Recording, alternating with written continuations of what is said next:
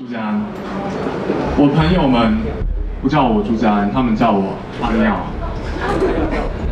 我想来想去，还是叫阿尿好了。不要叫我朱学恒，阿尿。这个绰号吼是我最好的朋友取的，所以在末日之恋讲座哲学篇，大家学到很宝贵的教训，不要让你的好朋友帮你取绰号，会很难听。阿尿 ，OK， 我的部落格是这个。他现在是全台湾点阅率最高的哲学部落格。谢谢。我在中正大学哲学研究所念书。除了写部落格之外，我们也办讲座，就是推广哲学普及，好多年了。那身为一个全台湾推广哲学的热血青年，今天到这边呢，有一个非常重要的任务，就是要争女友。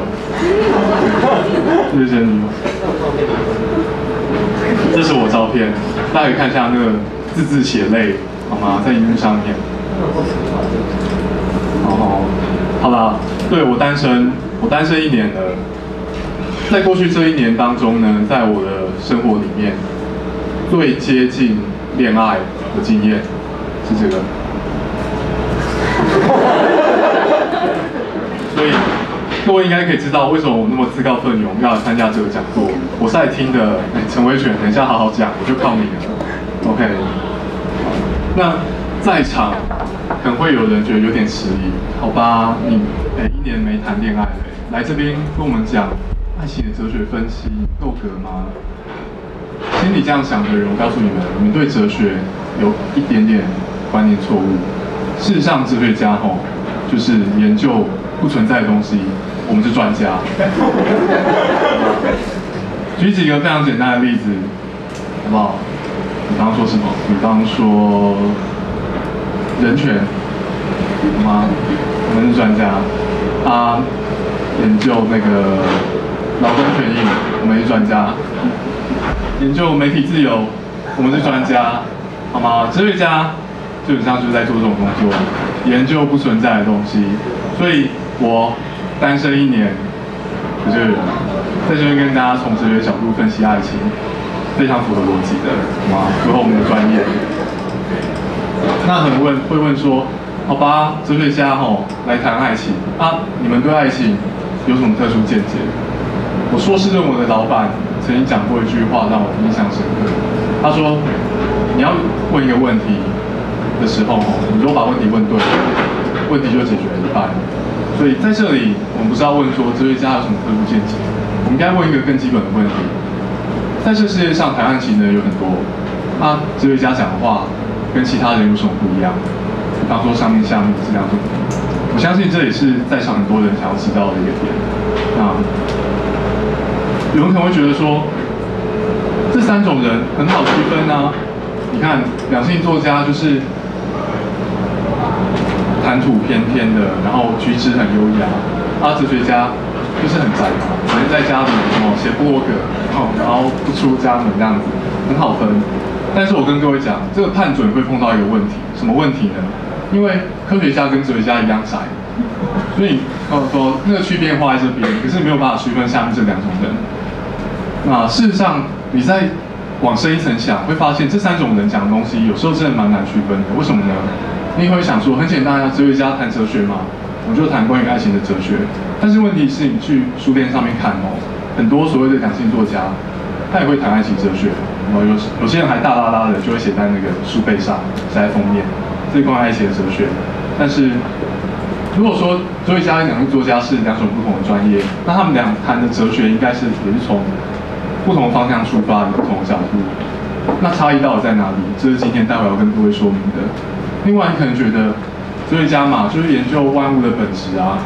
但是有时候科学家也会发布一些研究报告，然后跟大家说，我们找到了人类之所以有恋爱关系的很基本的生理基础，那可能是某些脑状态或某些内分泌组合之类的。这听起来有点像是在谈爱情的本质，对不对？哲学家也谈本质，科学家也谈本质，这样种本质的谈法到底有什么不一样？今天要跟各位报告。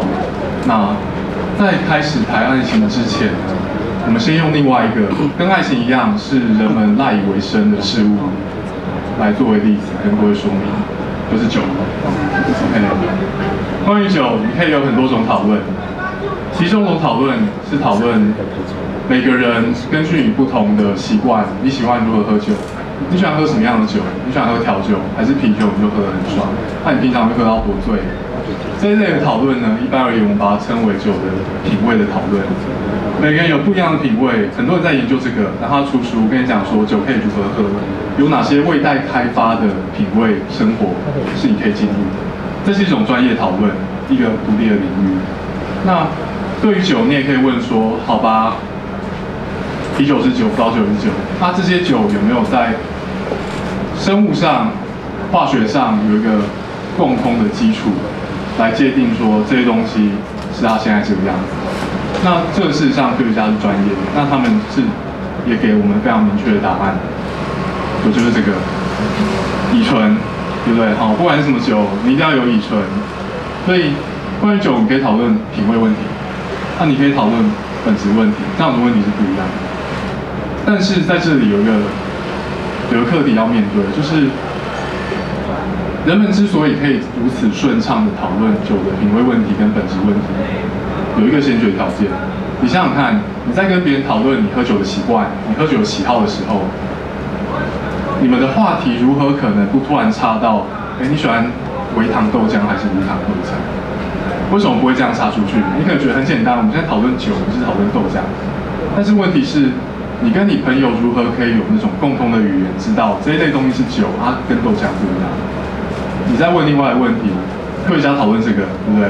他为什么会最后化验出来是乙醇，对不对？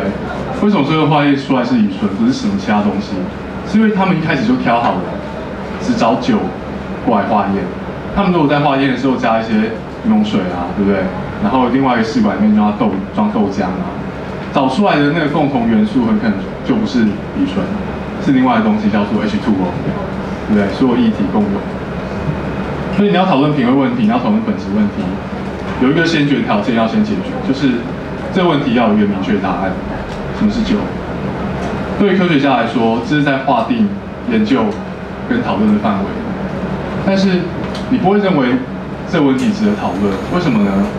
一杯东西要符合哪一条件才算是酒？这个问题太简单了，就是它可以让你变成这样子，它就是酒，好吗？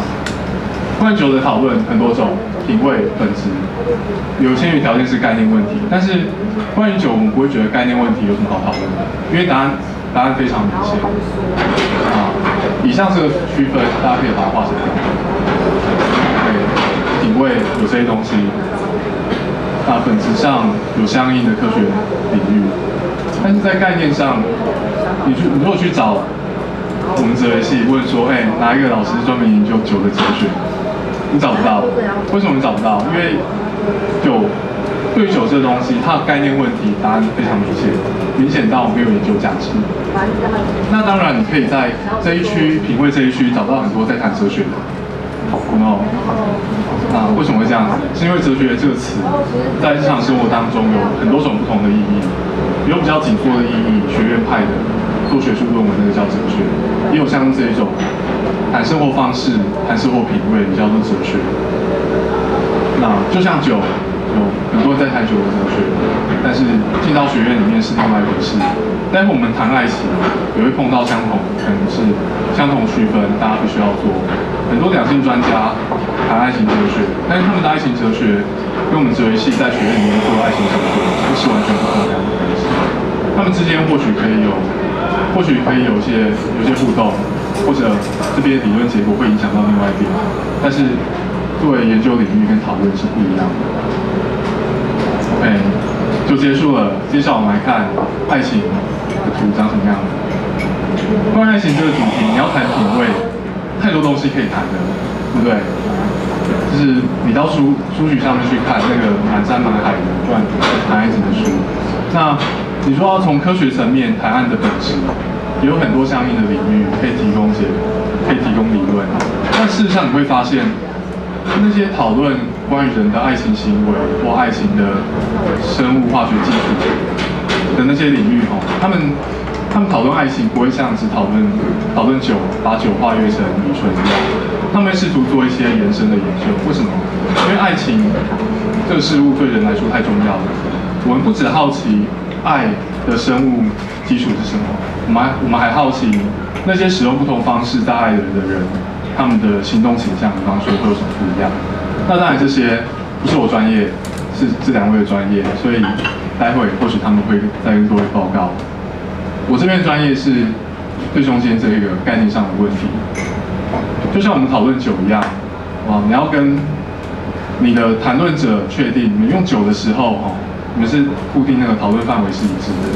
讨论爱情的时候也是一样，你需要问这个问题：满足哪些条件才算是和另外一个人有建立爱情关系？这样你们才讨论说那个阿三跟阿花在谈恋爱啊，谁跟谁没有？需必要必须做出来。那到底哪些条件？哲学上很多说法，待会一一跟各位介绍。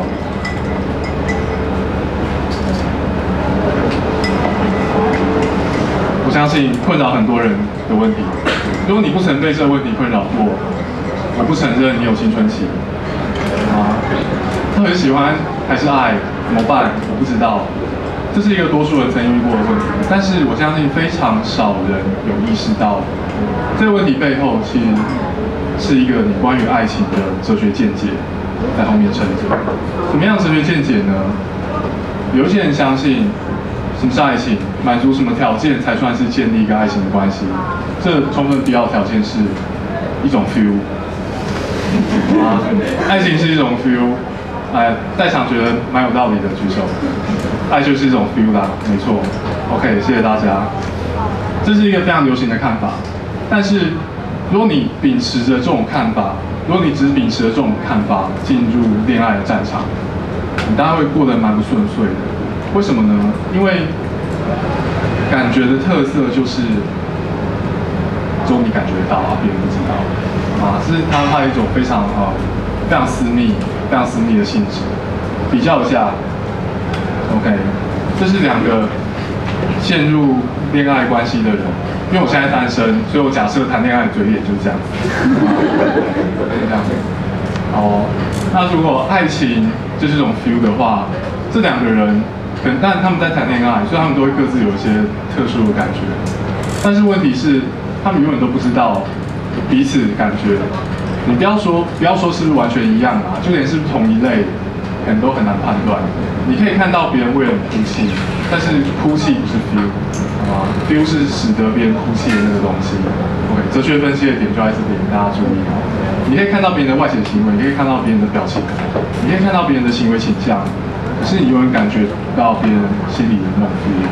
这是你把爱情视为一种纯粹感觉遇到的困难，没有办法跟别人沟通，什么时候陷入爱情，什么时候抽身。那这种时候要怎么办？大家回想一下，你什么时候会烦恼？怎么办？我是喜欢他还是爱他？怎么办？这个日子要怎么过下去？你会这样烦恼，是因为你不知道你下一步要怎么走，对不对？但是你若不谈爱情，谈下其他东西，比方说你在想说，好吧，今天要吃意大利面还是吃牛排？这抉择要怎么做？是有一个很简单的解法，对不对？看你对哪个欲望比较大嘛。你喜欢吃哪一个就去吃哪一个，自己计算一下。所以在这里其实有一个非常简单的应对方式，就是你转换你的哲学立场，把爱界定成喜欢加上某些特定的欲望。什么样特定的欲望呢？这可能有赖科学探究。比方说，他可能像是杜子君比较无耻一点，他可能把什么特定欲望连接到某些你身体里面的腺体之类的。对，喜欢这样特定的欲望，这种哲学观点转换有什么好处？这边好处就是在于说，感觉有一个特色，就是它是没有认知内容的。什么意思呢？来看一下，认知内容。可以被有真假值的语句表达的内容，这是什么意思？比方说，我说我现在好想说你想什么？你可能有点害怕，问我说你到底想什么？然后依据我答案决定要不要逃跑。我说我好想吃红豆饼之类的。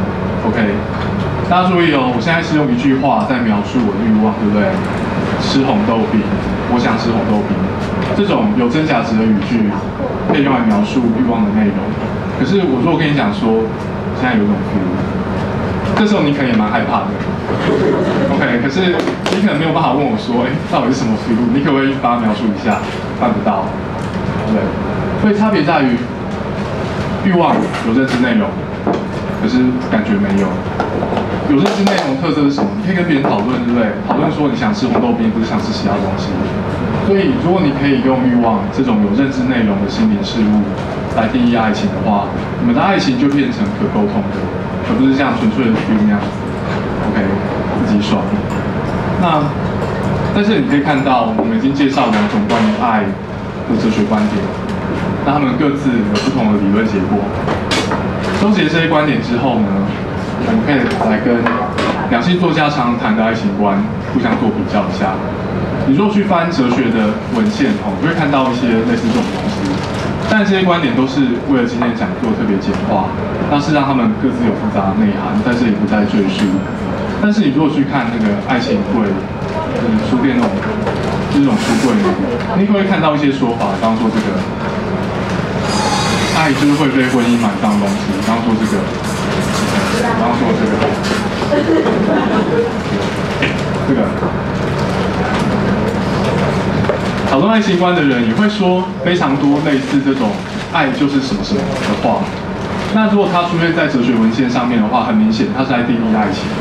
但是如果它出现在两性的那种咨商书之类的那种书里面，它很多时候不是在定义。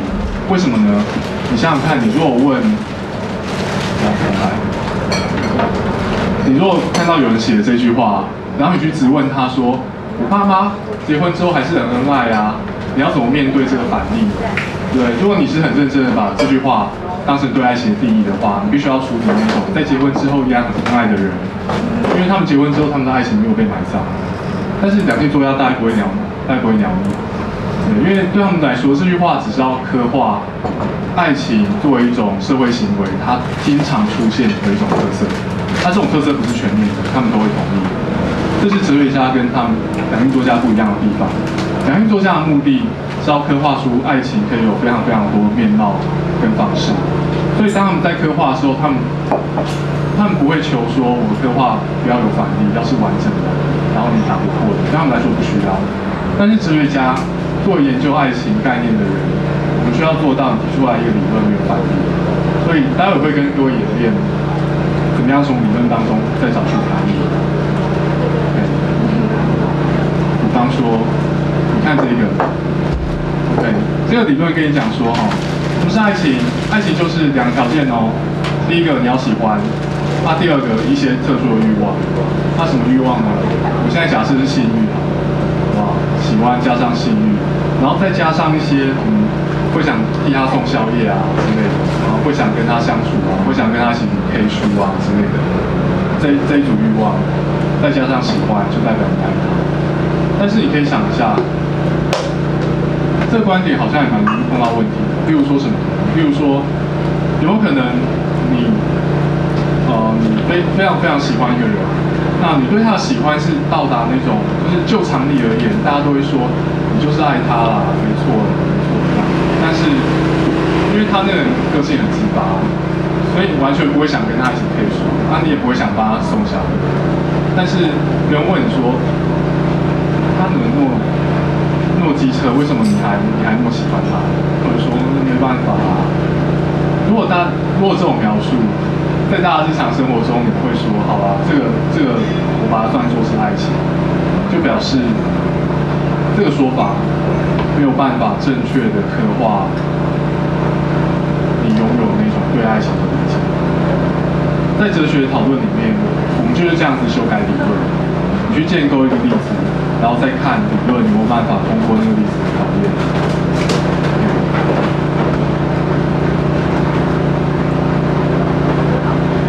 你可以再看到，除了这两个之外，有些哲学家也会把爱情等同于其他东西，欲望、感觉或者等同于关怀。我相信这些理论，每个人应该都会认同。就爱情的某一些面向来说，它算是蛮对的。但是就好像只顾到，就是有些东西是没有照顾到的。但是不管如何呢，如果你考虑到我们一般生活中在谈的爱情，你会发现为什么我们可以那么沟通顺畅的跟别人谈，谁跟谁进入爱情关系，谁跟谁没有，就是利用爱情的这些特色。每个人对这些特色的理解可能有一点点不一样，但是在实务上沟通，我们可以借由这些刻画，从一群人当中挑出陷入爱情关系的那个人。那我们可以做到这件事情有什么重要的？重要的就在于你要对爱情有一个一般性的理解。那陆子君那种科学家，他要讨论爱情的生物基础的时候，才知道要抓谁过来做实验。为什么现在要照你的 fMRI 不是照别人？是因为你是那个陷入爱情关系的，其他人不是，这样才能找出差异。除了这些理论之外，你当然可以想说，可能有其他观点，比方说，如果你爱一个人，那几乎蛮显然的，你对他是有过于常人的评价，你很少有机会觉得一个人是烂到谷底，然后还继续爱他。但是这种评价观点呢，在实务的沟通层面也有一些好处。为什么呢？因为别人会，如果说你还没有进入恋爱关系，别人会好奇说，那你喜欢什么样的对象？如果支持这种观点的话，你可以很容易跟别人讲，就是列条件嘛，比如说这些都勾了，我就 OK 这样子。但是这种观点会碰到一个问题，什么问题呢？如果你真的依据这些条件找到自己心仪的对象，如果有这些条件都是，就是说你可以跟别人谈的，什么外表多帅啊，然后多聪明之类的，你找到一个对象了，你可以问自己一个问题：你认识的人里面，是不是只有这一个人是如此的满足这些条件？发生不是。你如果真的去找的话，你可以找到非常多人。这意味着什么？这意味着你对。这意味着，如果当别人问你说，好吧，考虑到这6样，做人必须要有的美德或技能，你给这个人98分，那你给其他人是不是也要给98分？如果你刚刚挑的方法是那样子的话，可以说是，因为这些人都是跟中间那个家伙同样的满足那些条件。但是如果别人问你，好，那你现在爱中间那个人，你是不是也应该爱其他人？答案很可能会是否定的。那如果你心里头觉得应该不是否定的，你也不要跟我讲，答案很可能是否定的。这个落差告诉我们什么？这个落差告诉我们说，第一个，在这一群人当中，你挑了一个人作为你爱情的对象，别人如果打破砂锅要问你说，到底为什么是这个人，不是其他人，你可能说不出来。第二个，这表示爱情有一种非常特殊的性质，我把它叫做理由无法决定判断。就是刚刚那个意思。如果你说这些一样都符合啊，为什么中间那一个不是其他的？你不知道。那你回过头来想不管是评价还是喜欢，它的背后都应该是要有理由基础的，而且你会依据理由来改变自己对别人做的评价或是喜欢。但是这一点完全没有显现在爱情这个关系上面。这件事情为什么重要？这件事情重要是因为爱情是每个人生命当中很重要的一部分。但是如果你考虑到人跟其他动物有什么不一样，主要的一点是我们可以自己决定自己要过什么样的生活，自己可以决定自己的生命，这跟人家小猫小狗或鲸鱼不一样。人有自主性，其他动物没有。人生命中多数重要抉择是自主的。什么是自主的？就是别人问你为什么这样子选，不那样子选，你可以把理由列出来给他看。但是根据前面那个讨论，你跟谁有爱情关系，好像不是你可以自主的。但是如果你在这里又同意，爱情是你生命当中非常重要、不可或缺的一部分，好像跟自主性的价值有一点点矛盾。那这个困境要如何解决？我不知道。各位同学回去之后可以自己想想看，或许也可以等下提出来跟大家讨论。爱情跟自主性好像有点矛盾，但是我们又不会因此把爱情视为是贬低你人生价值的那部分生命。这是一个如何在日常生活当中运用哲学思考讨论爱情的例子。以下简短介绍另外一个。每个人对爱情有不一样的理解，那这样的理解在一般生活当中还 OK 啦，就是你不要跟别人吵架的话。但是有一些人呢，他们会用这样子的理解来推动自己对于公共事务的立场。比方说，有些人会这样子讲：同性之间没有真正的爱。你如果照一般的理解，你会把它理解成好了，他们只是在说我反对同性恋。但是如果你看过刚刚的报告，你知道关于爱情，我们可以谈一个问题叫做概念上的问题。我们可以谈爱情的条件是什么？你就很清楚知道，当一个人他认真的做这个宣称的时候，他是在表达一种对于爱情的特定的概念观。这个概念观里面的爱情，只包含那些由男生女生组成的 couple， 不会有男男，不会有女女。所以换句话说，他们是在表达对爱情的一种定义。那事实上呢，他们在社会上也蛮明显的，我就是在定义爱情。为什么呢？因为这种说法代表性组织就叫这个真爱联盟。但是呢，你回顾一下刚刚我介绍过那些关于爱情的哲学分析，比方说爱情的光环观点，根据这个观点，爱情什么时候会建立在两个人，或多个人之间？什么时候？就是那些人当中有一种如此特殊的关怀的时候。你问一个问题：同性恋可不可以有那种关怀？好像想不到什么理由不行。那你再看另外一个，同性恋可不可以有那种特殊的 feel？我现在想不到什么理由不行。你再看一个，同性恋可不可以有那种色色的欲望？你可以。所以你在考虑这些哲学观点的时候，你会发现一件事情，就是在社会上你要推动，你要借由修改定义，推动自己的意识形态，是多么困难的一件事情。你必须要打倒其他这种跟你相冲的理论，因为根据这些理论，男生跟男生之间是可以有真感情的，女生跟女生之间也是。那你必须知道，同性之间不会有真正的爱，这种改变定义的宣称是如何，要建立它是多么困难。如果你没有好好做的话，如果你没有好好做，而且你的政治立场又很坚定，你可能就会被别人这样子骂。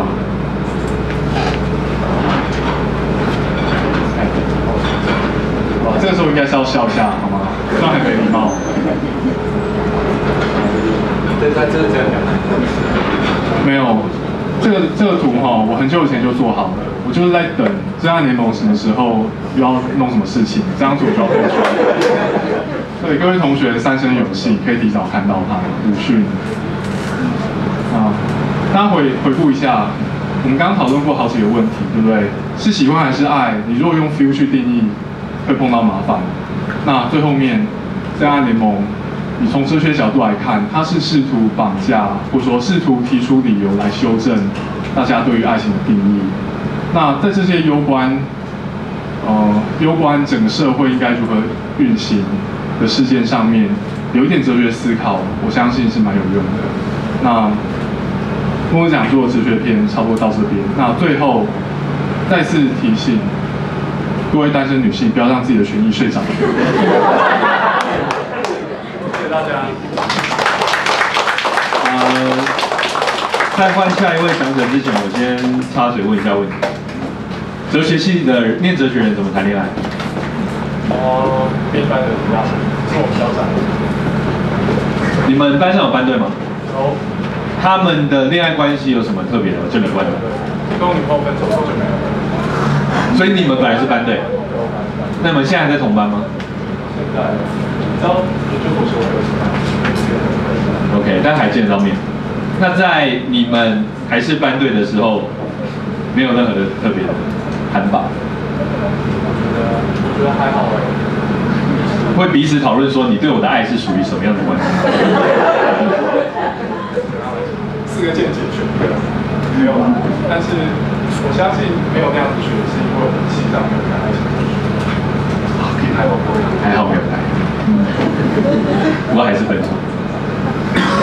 你觉得是对方的错还是你的错？